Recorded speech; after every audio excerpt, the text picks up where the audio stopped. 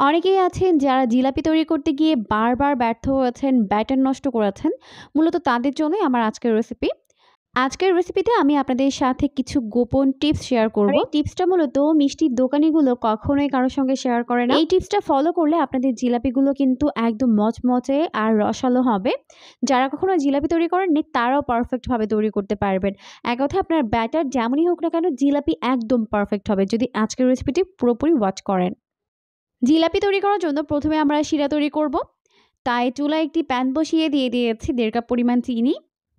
এখন দিয়ে দিব 1.5 কাপ পরিমাণ পানি। এখন এই চিনিগুলোকে ভালোভাবে জাল করে নিব। তো জাল করতে করতে যখন চিনিগুলো ভালোভাবে আর এই শিরার মধ্যে এরকম বলক উঠতে শুরু করবে, তখন এর মধ্যে ফ্লেভারের জন্য অ্যাড করে দিব 3টি এলাচ। সুন্দর একটি কালারের জন্য অ্যাড করে দিব 1/2 চামচ পরিমাণ জর্দার কালার। আপনারা চাইলে এখানে অরেঞ্জ ফুড কালার ব্যবহার করতে পারবেন। আর না চাইলে কিছুই অ্যাড করা দরকার নেই, কারণ কালারে কিন্তু স্বাদের কোনো পরিবর্তন হবে না। তো এটাকে ভালোভাবে জাল করে নেওয়ার পর দিয়ে দিলাম অর্ধেকটা লেবু এরকম চিপে। আর দিয়ে দিব 1/2 চামচ পরিমাণ ঘি। এতে করে কিন্তু মনে হবে, আর ঘি দেওয়ার ফলে কিন্তু জিলাপির মধ্যে খুবই সুন্দর একটি ফ্লেভার আসবে আর মনে হবে জিলাপিগুলো ঘিয়ে ভাজা। চাইলে ঘি না থাকলে বাদ দিতে পারবেন। আর এই শিরা কিন্তু একতার বা দুইতারের কোনো শিরা হবে না। হাতের মধ্যে নিলে যখন দেখবেন আঠালো আর চটচটে একটা ফিল হচ্ছে, তখন এটাকে চুলা থেকে নামিয়ে নিতে হবে। এর থেকে বেশি ঘন করা যাবে না। শিরাটিকে চুলা থেকে নামিয়ে নেওয়ার পর এখন আমরা জিলাপির জন্য ডো তৈরি করব। তাই একটি বোলের মধ্যে দিয়ে দিলাম 1 কাপ পরিমাণ ময়দা। এখন এর মধ্যে অল্প অল্প করে পানি দিব আর ভালো করে এটাকে হাত দিয়ে মেখে নিব। আর অবশ্যই এখানে পানি একবারে দেওয়া যাবে না, তাহলে কিন্তু ময়দার মধ্যে লাম্পস ক্রিয়েট হবে। তাই এইভাবে অল্প অল্প করে পানি দিতে হবে আর ভালো করে মিশিয়ে নিতে হবে। তো হাত দিয়ে ভালো করে মিশিয়ে নেওয়ার পর এখন একটি হ্যান্ড হুইক্স দিয়ে ভালো করে ফেটিয়ে নিব। এরপর এই পর্যায়ে আমি এর মধ্যে অ্যাড করে দিচ্ছি 1/2 চামচ পরিমাণ বেকিং সোডা, যেটাকে খাবার সোডা বলে। এখন যেটা অ্যাড করব, এটা ছাড়া কিন্তু জিলাপি কখনোই পারফেক্ট হবে না। হয়তোবা অনেকেই জিলাপি তৈরি করতে গিয়েছেন বাট পারফেক্ট হয়নি। তো এটা হচ্ছে অ্যাসিড, যেটা আমি মাত্র 10 টাকার কিনেছি। আর 10 টাকার কিনলেই কিন্তু আপনারা এটা দিয়ে বেশ কয়েকবার 20 থেকে 25 বারের মতো জিলাপি তৈরি করে খেতে পারবেন। খুবই কম পরিমাণে ব্যবহার করতে হয়। আর এটা আপনারা বড় যে কোনো মুদি দোকানেই পেয়ে যাবেন। এটাকে মূলত হাইড্রোজ বলা হয়। আর এটা জিলাপি তৈরি করতে ব্যবহার করা হয়ে থাকে।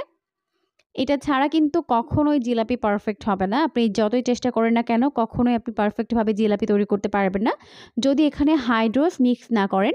আর হাইড্রোজ দেওয়ার ফলে দেখতেই পাচ্ছেন ব্যাটারটা কীরকম হয়ে গেছে।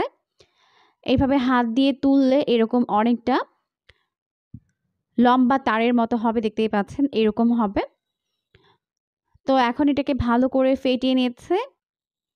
ফেটিয়ে নেওয়ার পর আমি এখানে একটি এরকম পানির বোতল নিয়েছি।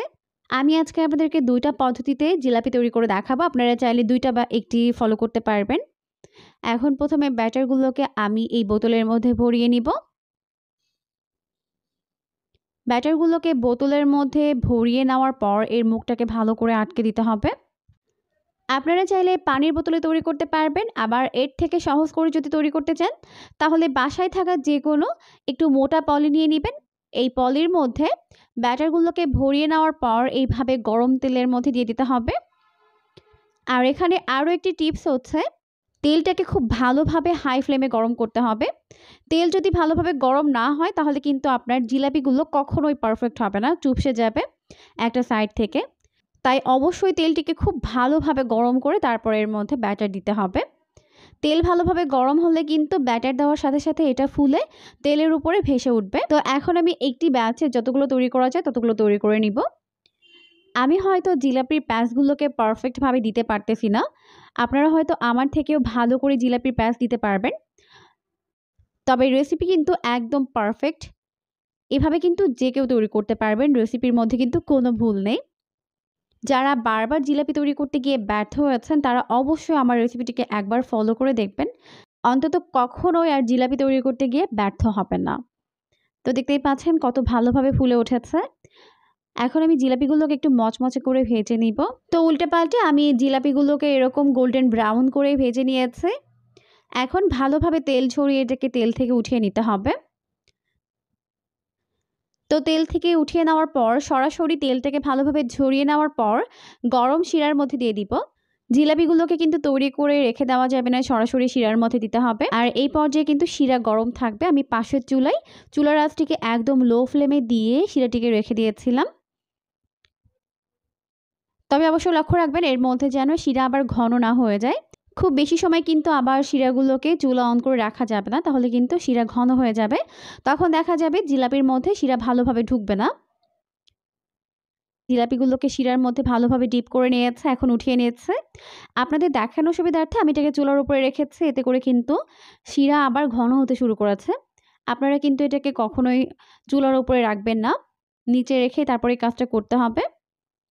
তো দেখতেই পাচ্ছেন কত ভালোভাবে জিলাপির মধ্যে শিরা ঢুকে গেছে। তো এখানে আসলে আমার বলার কিছুই নেই, আপনারা নিজেরাই দেখতে পাচ্ছেন জিলাপির মধ্যে শিরা কত ভালোভাবে ঢুকেছে। আবার চাইলে আপনারা এভাবে পানির বোতলে এগুলোকে তৈরি করতে পারবেন। দেখতেই পাচ্ছেন জিলাপির প্যাঁচ যেমনই হোক না কেন রেসিপি কিন্তু একদম পারফেক্ট। তো খুবই সুন্দরভাবে জিলাপির মধ্যে শিরা ঢুকে গেছে। এখন আমি এগুলোকে চুলা থেকে নামিয়ে নিব। সেমভাবে বাকিগুলোকেও বানিয়ে নিব। তৈরি মাছে তৈরি হয়ে গেল দারুণ মজাদার রসালো মচমচে জিলাপি।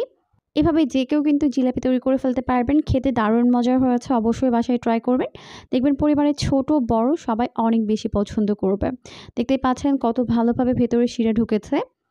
অবশ্যই এই রমজানে বাসায় ট্রাই করবেন। পরবর্তী ভিডিও দেখার আমন্ত্রণ জানিয়ে বিদায় নিচ্ছি। সবাই অনেক বেশি ভালো থাকবেন। আল্লাহ হাফিজ।